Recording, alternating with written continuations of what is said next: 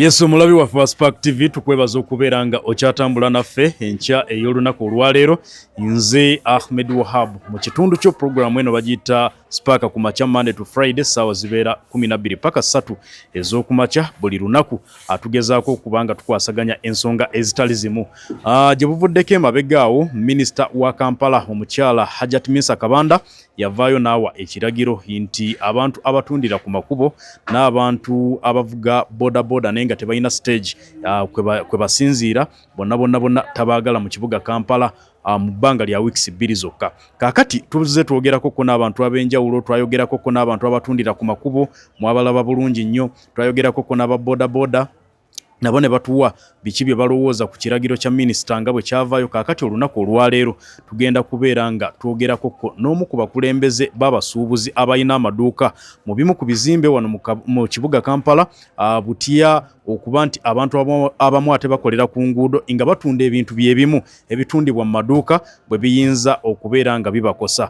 Omwami Haji yagenda kubeera nga atweyanjulira tubuulire engeri gy'agenda maaso n'okubeera nga akulemberamu abasuubuzi bano ate abenga atuwa n'endowooza ye ku nsonga eyo ey'ekiragiro kya minisita nga bwe kyavaayo nti abantu abatundira ku nguudo bonna kubanga ye kyekimu affectinga butereevu oba kimukwatako butereevu abantu abo abatundira ku makubo nga batunda ebintu byebimu n'abo abantu abatundira mu maduuka basasula rent bali bo bateekawo buteesi bintu ne baba nga bakola tebasasula rent tebasasula masannyalaze wabula ye ateekawo buteesi n'akola mirimu gye. Ssebo Haji tukwaniriza ku Spark TV buuza ku balabi ba Spark TV ate tubenga tweyongerayo mpolampola. Sebo sanso okubalaba bannange era n'okubeera nti tulina kye tutuusaako eri bannayuganda bannaffe abatulaba olunaku olwaleero. Amanya gange nze Sebadduka Kasimu nga nze mubulayiza wa NETA Entrepreneurs Traders Association. Kaakati ekizibu ekiri ku baganda baffe abo oba ekituufu ekyokukola nti situbalaba mu mbeera mbi kuba bannansi bannaffe, naye ekituufu kiri nti ekibuga kirina okusigala nga kibuga. Ekibuga kirina okusigala ng'ebibuga ebirala byonna, naye tuba tusaba gavumenti yaffe kulemberwa mukama waffe Pulezidenti Yoweri Kaguta Museveni, abantu ng'abo bwe batyo bakola mu sizoni zino ez'ebyobufuzi, naye bwe bamala okukola mu sizoni zino ez'ebyobufuzi ate ne balabikira ddala nti bakusigala ku kkubo ekitali kituufu, kubanga bajja luli nga bali mu mbeera ya kwesanyusaamu zidesemba mpagira gundi, naye tubadde tusaba mu mbeera ya buwombeevu nti abantu nga bwe batyo babafunireyo pologulaamu nti balina okukoleranga mu kitundu bwe kiti.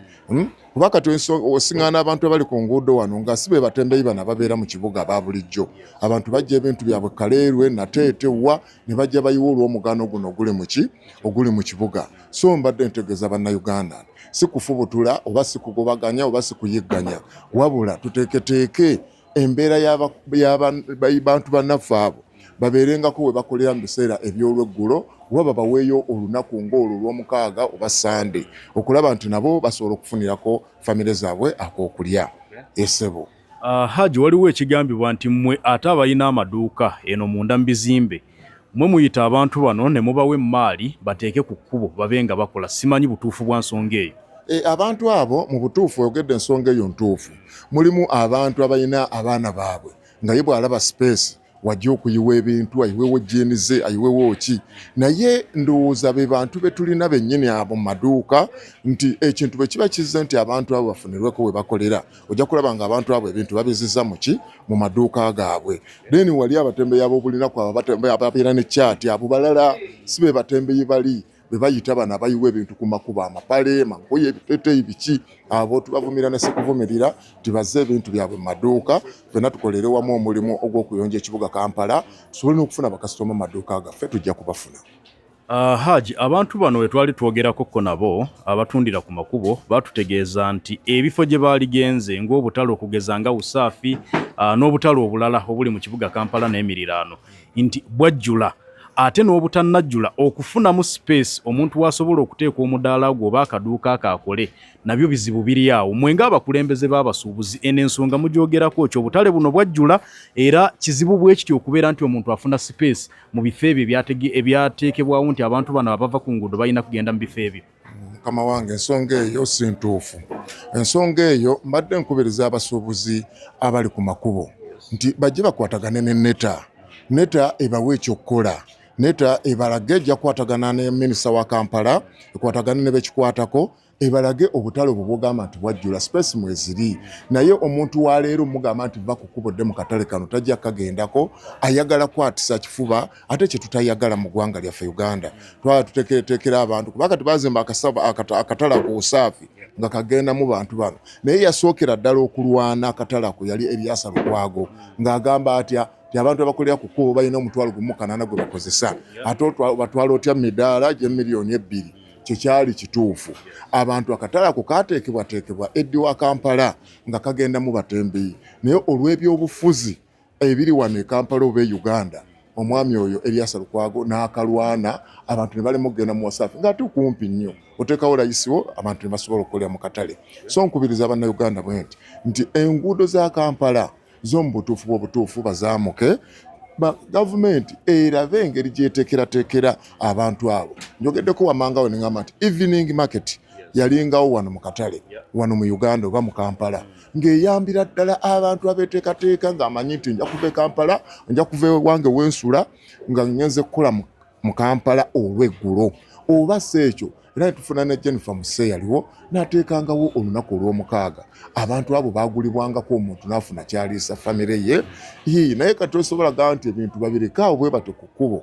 Kiba kituufu bannange. Munnayuganda gwakolera ku kkubo kutuusaako message eno nga gamba naawe okiraba n'atambula talina waayita n'akagali tekalina we kayita. Ekyo tekiba kibuga bannange. Tulongoose ekibuga ffenna tukyeyagaliremu nga naawe okola nga nange nkola. Oyogeddeko ku nsonga ya kapito omutono era yemu ku nsonga abantu ze bagenze maaso n'okubeera nga baraisinga abo abakolera ku makubo. N'agamba nze nina emitwalo gyange emeka 2 ye kapito gwe nkozesa ntunda bunyanya bwange wano ku kkubo.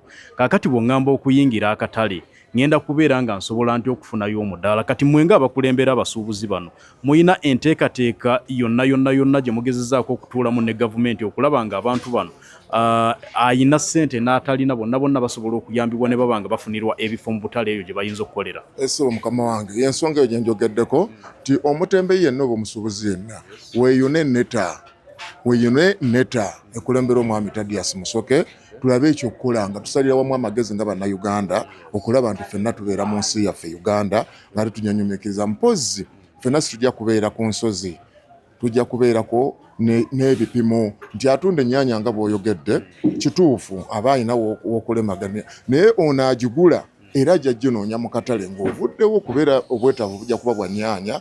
Naye nkubiriza abakulembera obutale nti obutale obutannajjula we buli, naye ekizibu kye tulina nti omuntu bw'ava Nateete ajja akolere ku luguudo e Kampala tosobola mugamba ati agenda akolere mu katale kaawa ke Nateete. Kati abantu abo gavumenti yo eyina obusobozi nga yo ng'ekwataganya n'ebibiina ebikulemberwa abasuubuzi baffe okulaba nti tusalira amagezi abantu abo bali ku kkubo naye ekkubo si ddungi lyakubeerako.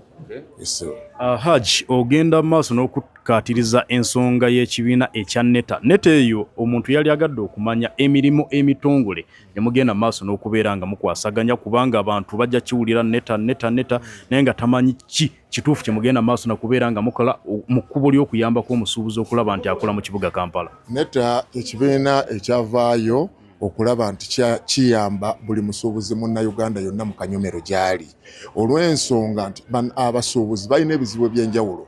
Bwe baba tebalina bizibu bino bya ku makubo nga kati ge tuliko, balina ebizibu by'emisolo, balina ebizibu bya renti, balina ebizibu by'okuyigganyizibwa. Kakati abantu bonna abasuubuzi bonna bali mu Uganda, NETA yayisowolayo okujja okuyamba omusuubuzi wa wano mu Uganda okulaba nti tukkaanya butya bw'oyinza okufuna mu kibiina kino NETA nga bw'obuuzizza. Kibiina kino NETA kisala amagezi ku muntu atali mu mbeera nnungi okulaba nti afuna obulamu obweyagaza. Ekyokubiri nti NETA yeesowolayo okulaba nti omuntu ono agamba nti omusolo mungi atuukirire NETA mu kyogereganyeko. NETA etuukirira buli kitongole kyonna okulaba nti mukkaanya okulaba nti buli muntu abeera mu mbeera ye ennungi. Tetukyayagala ntalo wadde okwekalakaasa wano mu Uganda wabula twagala nteesiganya ojja mu NETA ne tuteesiganya ne tukwatagana n'ebikikwatako mu ggwanga Uganda ne tulaba nti tutereeza ebyobusuubuzi. Mpozi NETA ekyo kiggwayo kitya? neta kiri National Traders Entrepreneurs Traders Association esebo. Kale Hajj watu wagenda maaso n'okubeera nga alambika ensonga ezikwata ku basuubuzi naddala abakolera ku makubo mu kibuga Kampala. Hajj, ekisembayo mitendera ki omuntu gy'alina okuyitamu okufuna space mu butale buno obwalambikibwa ekitongole kya KCCA? Ekyo nakyo kuba omuntu ali eyo obutale gye buli mu byogeramu ababakulembera naye oluusi nga tamanyi nabwo waalina kubeera nga atandikira bw'aba nga yeetaaga space.